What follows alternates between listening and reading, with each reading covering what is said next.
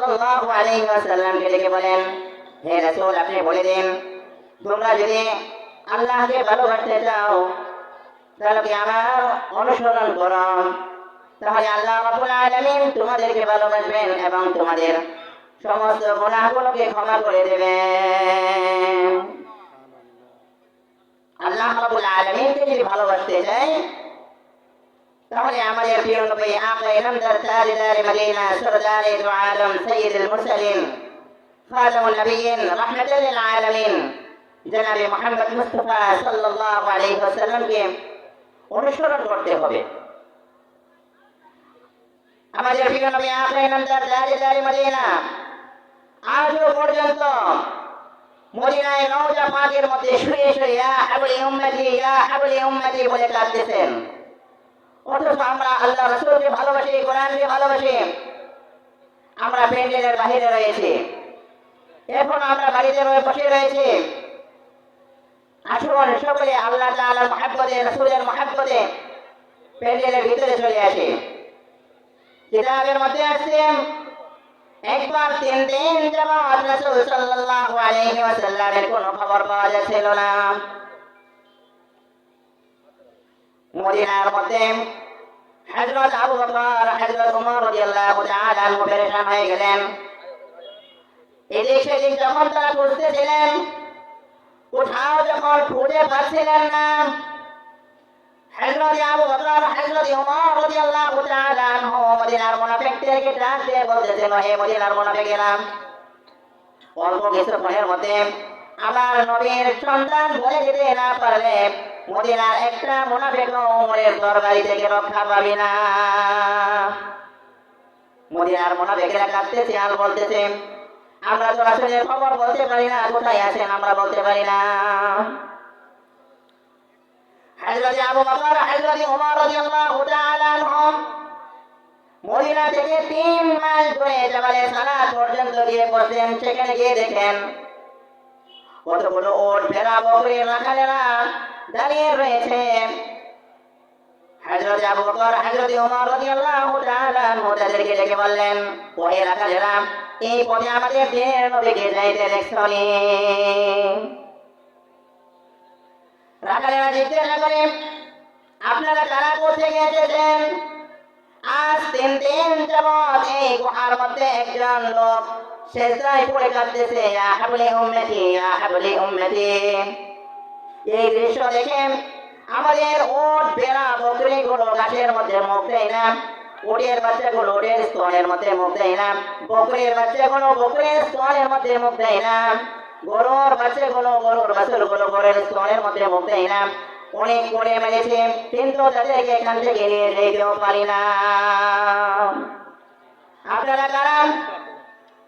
দয়া করে এই গুহার মধ্যে যে লোকটা রয়েছে এটাকে বের করে নিয়ে যান, নতুবা আমরা আমাদের পশুগুলোকে আমরা খাওয়াতে পারছি না।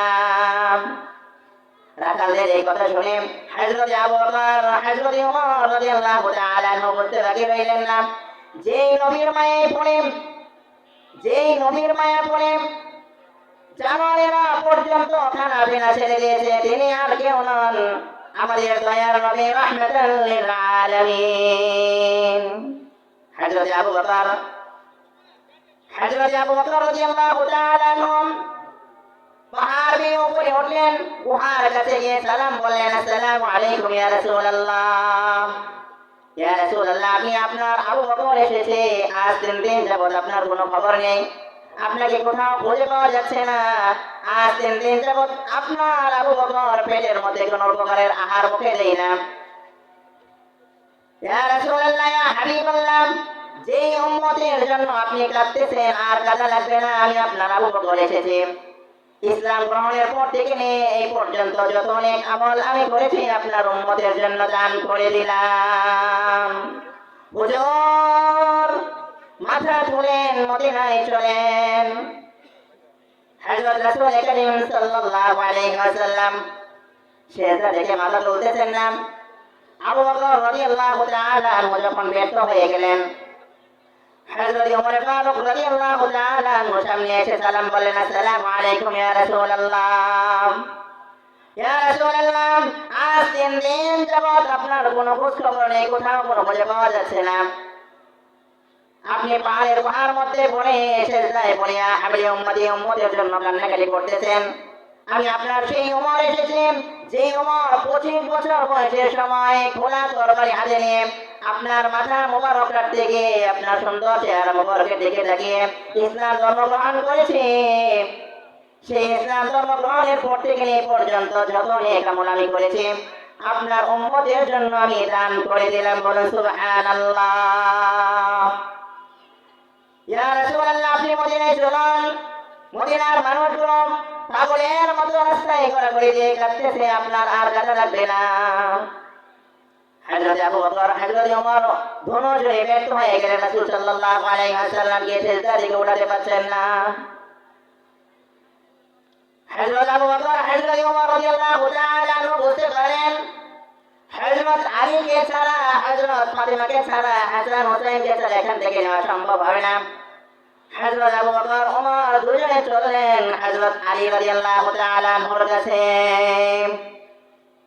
হযরত আলীকে গিয়ে খবর বললেন, রাসূলের সন্তান পাওয়া গিয়েছে, অমুক পাহাড়ের মধ্যে সেজদায় পড়ে উম্মতের জন্য ইয়া হাবলি উম্মতি ইয়া হাবলি উম্মতি বলে কান্নাকাটি করতেছেন।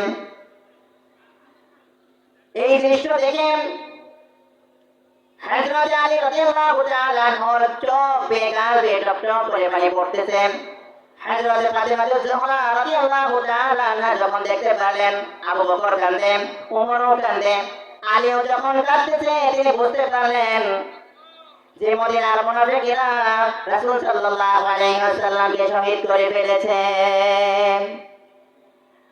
হযরত ফাতিমা রাদিয়াল্লাহু তাআলা আনহা আলী রাদিয়াল্লাহু তাআলা আনহুর বুকের উপর মাথা রেখে বলতেছেন, আবু বকর কাঁদে, তুমিও কাঁদো, ওমরও কাঁদতেছে, আমার আর বুঝতে লাগি নাই, আমার আব্বাজানকে, এতিম বাবাকে তারা হত্যা করে ফেলেছে।